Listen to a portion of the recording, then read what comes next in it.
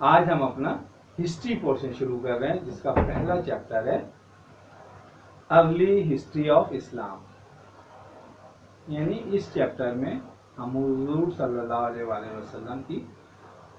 جو وصال ہے اس وقت سے شروع کریں گے اس چیپٹر کو. انیشیلی ہم نے پریویس کلاس میں بھی پڑھا تھا کہ ہمیں یہ پتہ ہے اور ہم یہ پڑھ چکے ہیں کہ حضور صلی اللہ علیہ وآلہ وسلم کا وصال 632 CE اور حضور صلی اللہ علیہ وآلہ وسلم کے انتقال کے بعد عربس اور اس کے سراؤنڈنگ کی جتنی بھی کنٹریز تھے اور لوگ تھے انہوں نے اسلام کو اپنا ریلیجن کے طور پہ ایکسیپٹ کیا. اور ہم یہ بھی جانتے ہیں کہ عرب جو سوسائٹی تھی وہ ایک ٹرائبل سوسائٹی تھی اور ان تمام ٹرائبس کو ایک بہت ہی کوئی اسٹرانگ پرسنالٹی کا کوئی ٹرائبل ہیڈ جو تھا وہ کنٹرول کرتا تھا. یعنی وہ کسی بھی ایک اسٹرانگ پرسنالٹی کے ہی سے وہ ٹرائب کنٹرول کیا جاتا تھا. یہ ان کی ایک خاص بات تھی اور ٹرائبل سوسائٹی میں اسی طرح ہوتا ہے.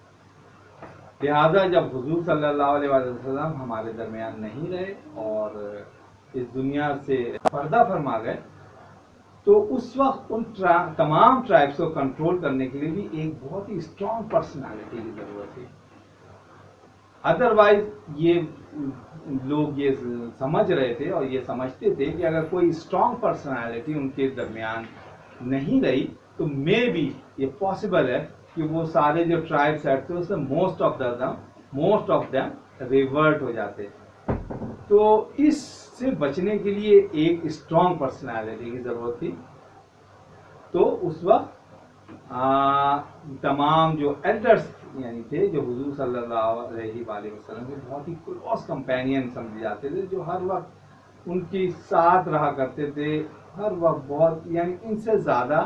کوئی بھی کلوز نہیں رہا. عشرہ مبشرہ کہلاتے ہیں یعنی وہ لوگ جن کو اللہ تعالیٰ نے زمین پہ جنت کی بشارت دے دی تھی کہ یہ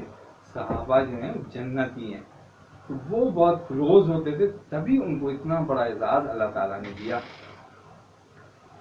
ان کے مشورے سے ان کی ایڈوائس اور مشورے کے بعد حضرت ابو بکر صدیق کو ایز اے فرسٹ جو ہے وہ خلیفہ الیکٹ کیا گیا. بیسیکلی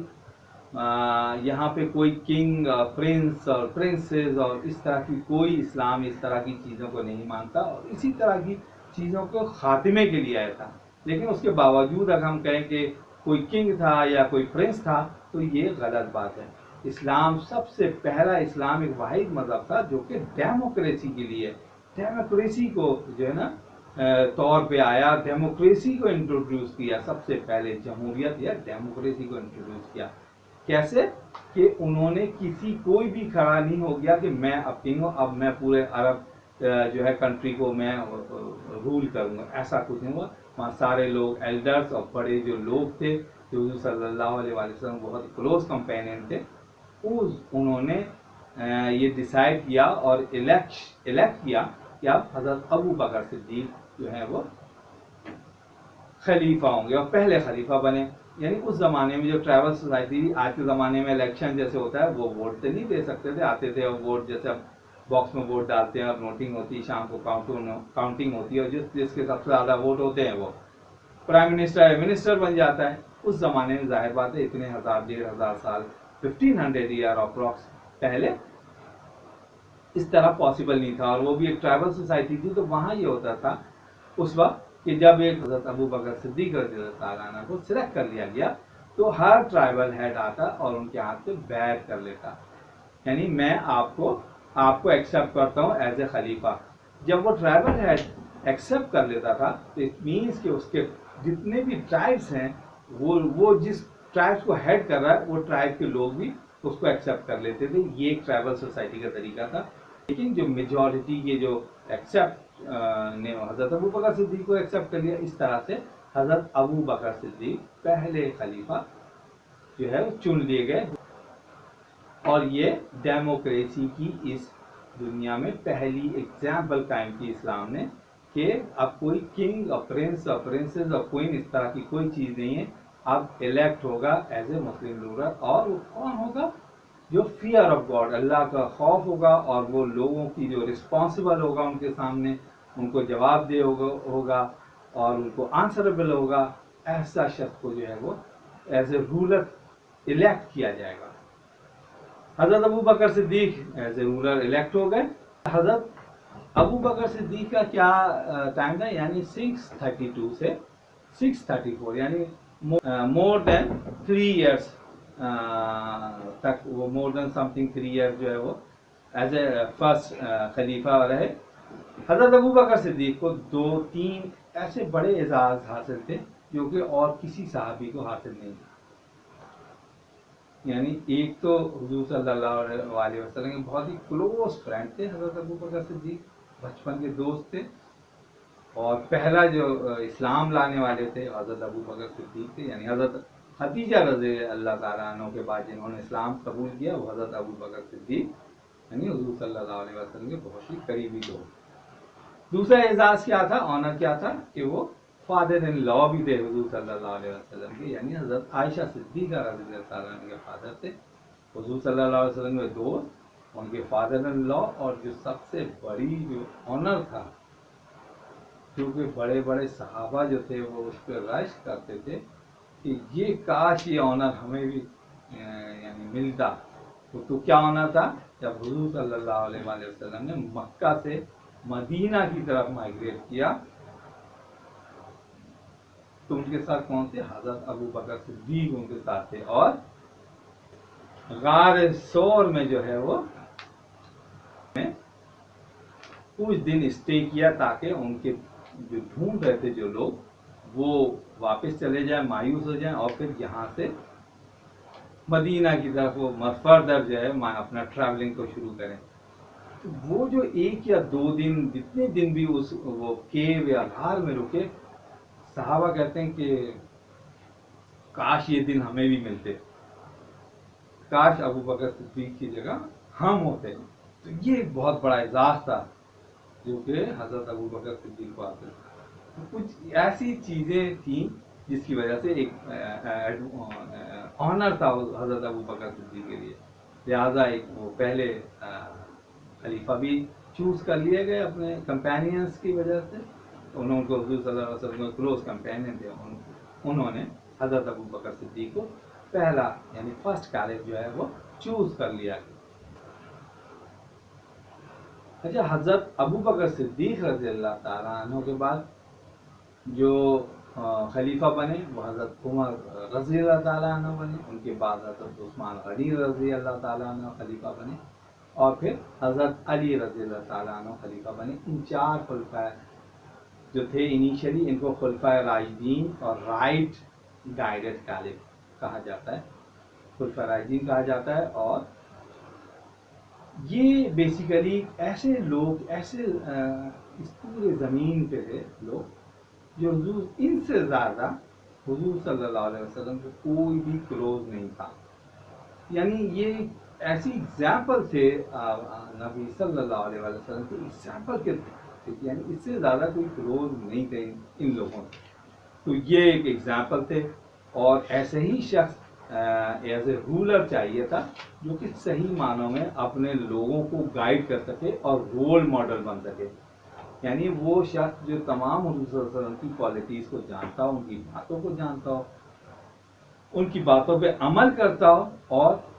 پھر وہ اپنے لوگوں یعنی اپنے جو مسلمان تھے ان کے لیے ایز اے رول ماڈل بنے۔ تو ان 4 خلفاء راشدین سے بہترین کوئی اور رول ماڈل تھا نہیں، تو یہ 4 خلفاء راشدین انیشلی بنے۔ اچھا، جب حضرت ابو بکر صدیق رضی اللہ تعالیٰ عنہ خلیفہ بنے تو ان کے زمانے میں کافی پرابلمس بھی گئی، کیونکہ انیشل زمانہ تھا اور بہت سارے ایسے ٹرائب تھے جنہوں نے ٹیکس دینے سے انکار کر دیا تھا۔ ٹیکس کیا تھا اس زمانے میں؟ زکوٰۃ دینے سے انکار کر دیا تھا۔ تو اور بہت ہی اسٹرانگ ٹرائبس تھے، وہ اتنے اسٹرانگ ٹرائبس تھے کہ اچھے جو وہ بھی کہہ رہے تھے، انہوں نے بھی اس وقت کہا کہ یہ اتنا اسٹرانگ ٹرائب ہے، اگر یہ واپس ریورٹ ہو گیا اپنے پرانے مذہب کی طرف تو ہمیں پرابلم ہو سکتی ہے اسلام کو اس وقت، کیونکہ بہت اسٹرانگ ٹرائب ہے۔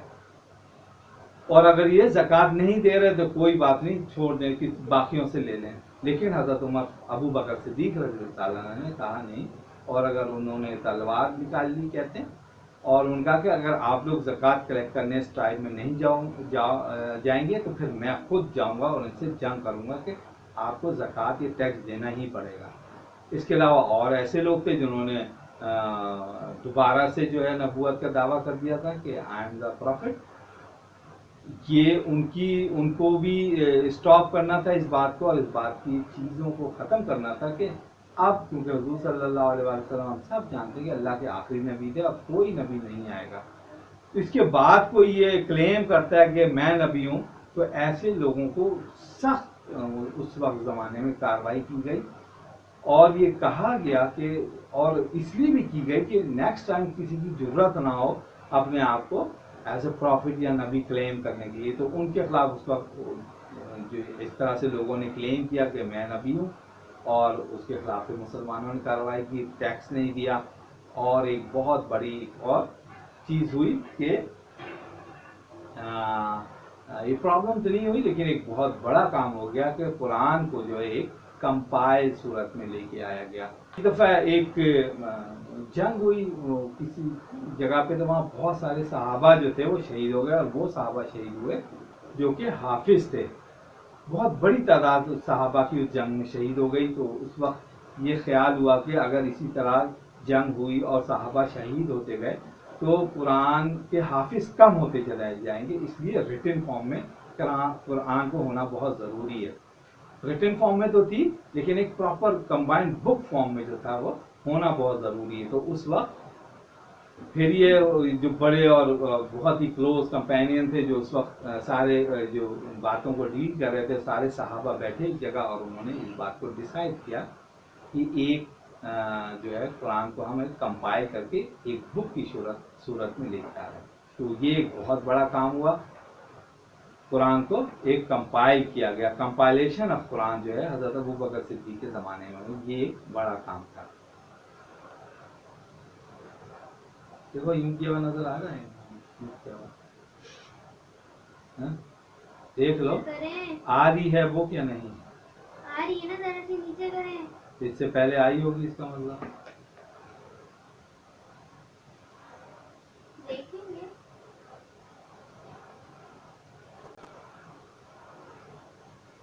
جیسے اس زمانے میں بہت سارے لوگوں نے ٹیکس دینا انکار کر دیا، حضرت ابو بکر صدیق نے ان کے خلاف جنگ کا اعلان کیا. بہت ہی اسٹرانگ ٹرائبس تھے. کچھ لوگوں نے دوبارہ سے ایز اے نبی کا کلیم کیا، ان کے خلاف بھی جو ہے مسلمانوں نے جہاد کیا، کیونکہ اس بات کو روکنا بہت ضروری تھا کہ آئندہ سے اب کوئی ایسا نبوت کا کلیم نہیں کر کے. ہم سب کو پتہ ہی ہے حضور صلی اللہ علیہ وسلم اللہ کے آخری نبی تھے، اور اب ان کے بعد کوئی نبی نہیں آئے گا. تو جو بھی یہ کلیم کرے گا کہ میں نبی ہوں تو اس کے خلاف اس زمانے میں مسلمانوں نے جہاد کیا اور جنگ کیا، اس کو ختم کیا، کیونکہ اس بات کو زیادہ ہونے نہیں دینا تھا کہ آج ایک کھڑا ہو کل دوسرا کوئی اور کلیم کرتا جائے گا. تو یہ بہت ہی اس لیے پہلی دفعہ ایک ایسی کارروائی کی گئی کہ آئندہ کسی کی ضرورت نہیں ہو ایٹ لیسٹ اس زمانے میں. ایک اور کیا کام ہوا؟ قرآن کو کمپائل کیا گیا. ایک بہت بڑا کام ہوا، یعنی قرآن ایک 7 پارٹ میں تھا جس کو اور ایک بک فارم میں تھا، دو کور کے بیچ میں جو قرآن نہیں تھا. تو یہ کیا گیا جس کے لیے میں نے آپ کو کیا بتایا تھا کہ ایک جنگ میں بہت سارے صحابہ شہید ہو گئے. اس میں بہت سارے صحابہ جو تھے وہ حافظ قرآن تھے. تو اس وقت یہ لوگوں کی سوچ پیدا ہوئی کہ اگر اس طرح وہ صحابہ شہید ہوتے گئے جو کہ حافظ ہیں، حفاظ ہیں، قرآن جن کے دلوں پہ اللہ تعالیٰ نے حفظ کیا ہوا ہے، تو یہ جو ہے وہ بہت مسئلہ ہو سکتا ہے. تو لہٰذا یہ ڈیسائیڈ کیا گیا کہ قرآن کو کمپائل فارم میں یعنی کمپائلیشن کر دیا، بک فارم میں لے آیا جائے. تو لہٰذا ان 7 جو جلدیں تھیں ان کو ملا کے ایک بک فارم میں 2 کور کے بیچ میں قرآن کو لے گئے. یہ ایک بہت بڑا کام تھا جو حضرت ابو بکر صدیق کے زمانے میں ہوا. اور اسی زمانے میں اسلام عرب سرزمین سے باہر پھیلنا شروع ہو گیا اور سیریا تک پہنچ گیا. یعنی پہلا حضرت ابو بکر صدیق میں جو اسلام عرب سے آگے کسی جگہ پھیلا ہے دیٹ واز سیریا. سیریا میں اسلام جو تھا اپنے پہنچ چکا تھا. یہ حضرت ابو بکر صدیق کا ایک چھوٹا سا ہوا بھی ہے. کہ حضرت ابو بکر صدیق رضی اللہ تعالی عنہ کے بعد جو سیکنڈ کیلف جو بنے وہ کون تھے؟ حضرت عمر بن خطاب رضی اللہ تعالیٰ عنہ، اور ان کا ٹائم تھا 634 سے 644 سی ای تک، یعنی ایٹ لیسٹ 10 ایئرس انہوں نے 10 ایئرس جو ہے وہ خلیفہ رہے۔ حضرت عمر رضی اللہ تعالیٰ عنہ کا ٹائم بہت ہی جو اسپریڈ آف اسلام کے لیے بہت ہی خاص مانا جاتا ہے، کیونکہ ان کے زمانے میں جتنی اسلام اسپریڈ ہوا ود ان دا 10 ایئرس وہ بہت تیز ہوا، اور یہ اپنے انیشیل 5 ایئرس میں انیشیل 5 to 4 ایئرس میں اسلام کو بہت دور دور تک پھیلانے میں کامیاب ہو گئے۔ ان کے زمانے میں جو ہے وہ سیریا، عراق، پرشیا اور خراسان تک جو ہے وہ اسلام پھیل گیا، اور سیکنڈ فیز میں ایجپٹ جو کہ ایجپٹ میں مسلمانوں کا قبضہ ہو گیا، اور حضرت عمر رضی اللہ تعالیٰ عنہ نے ایجپٹ کو ایک گیریجن ٹاؤن یعنی آرمی کا اسٹے پوائنٹ بنایا، جو کہ ایک اسٹریٹجیکلی ایک بہت ہی امپورٹنٹ جگہ پہ تھا کائرو، تو وہاں پہ مسلمانوں کا ایک گیریجن ٹاؤن بنایا، ایک آرمی وہاں اسٹے کرتی تھی تاکہ فردر ایڈوانسمنٹ جو افریقہ یا نارتھ افریقہ کی طرف سے اس کو سپورٹ کی جائے۔ اس وقت دو بڑی سپر پاور ہوا کرتی تھی، جیسے پرشیا اینڈ بازنٹائن امپائر، جو دو بڑی امپائر تھی، یعنی جیسے آج امریکہ اور رشیا دو بڑی سپر پاورز ہیں، اسی طرح پرشیا اور بازنٹائن یعنی رومن امپائر تھی، وہ ایک بڑی دو سپر پاور تھی۔ حضرت عمر فاروق رضی اللہ تعالیٰ عنہ کے زمانے میں یہ دو بڑی سپر پاور نے مسلمان یعنی مسلم آرمی نے ان کو ڈیفیٹ کیا، اور یہ دونوں بڑے جو سپر پاور تھی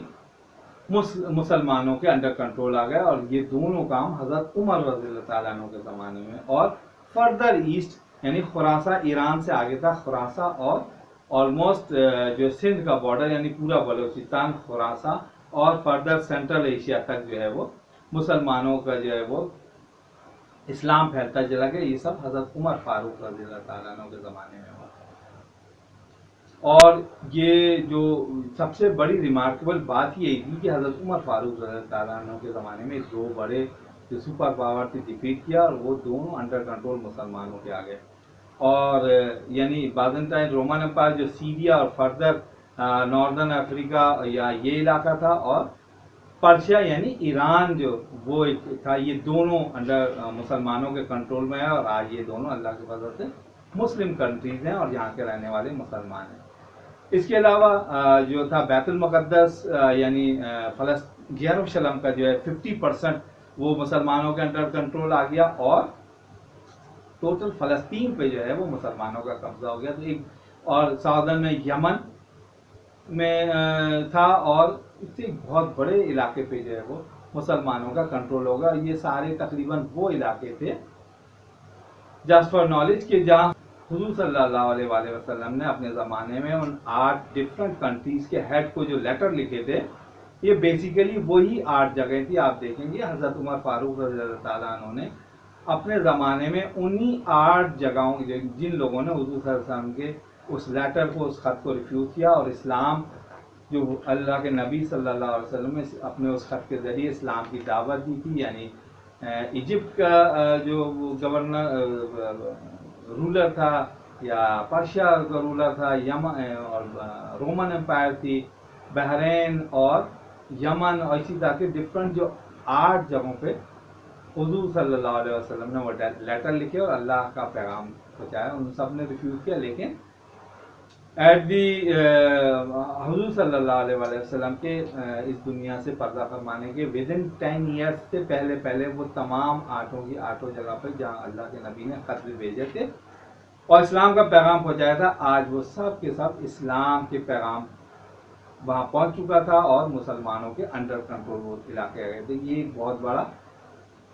جو ہے آنر ہے حضرت عمر فاروق رضی اللہ تعالیٰ عنہ کے زمانے۔ اس کے علاوہ حضرت عمر فاروق رضی اللہ تعالیٰ عنہ نے ایک بہت ہی اسٹرانگ اسٹیبلش گورنمنٹ کے رول بھی بنائے، جس میں کچھ ایسے بیسک لا بنائے جو کہ ایک اسٹرانگ گورنمنٹ میں بہت ہی فیور ہے. یعنی حضرت عمر فاروق رضی اللہ تعالیٰ عنہ کا زمانہ اسلام کے اسپریڈ ہونے کا اور ایک اسٹرانگ اسٹیبلشڈ گورنمنٹ کا جو ہے نا وہ ہمیں سارا کچھ ملتا ہے. یعنی اور حضرت عمر فاروق نے کچھ ایسی بیسک سسٹم بنائے جو کہ ایک ساؤنڈ گورنمنٹ کے لیے بہت ضروری تھی, جیسے روڈ نیٹ ورک جو ہم آج کل کرتے ہیں, پوسٹ کا سسٹم یا پولیس یا اور جو شہر کے کنٹرول کے لیے, اور جو بیت المال جہاں سے غریبوں اور جو وڈوز ہوتی تھی ان کی ہیلپ, اور ڈفرینٹ, یہ بہت ہی ایک کسی بھی گورنمنٹ کے لیے بہت ہی سپورٹیو ہوتا ہے. اور رول کا آج تک ہمارا یہ آج کا جو ڈسکشن ہے چیپٹر کی, یہ دو ہمیں خلفاء راشدین پہ ہم نے آج اس کو کلوز کیا. انشاءاللہ ہم نیکسٹ جو آگے جو حضرت عثمان غنی رضی اللہ تعالیٰ عنہ اور حضرت علی رضی اللہ تعالیٰ عنہ کے بارے میں جو ہے وہ ڈسکس کریں گے.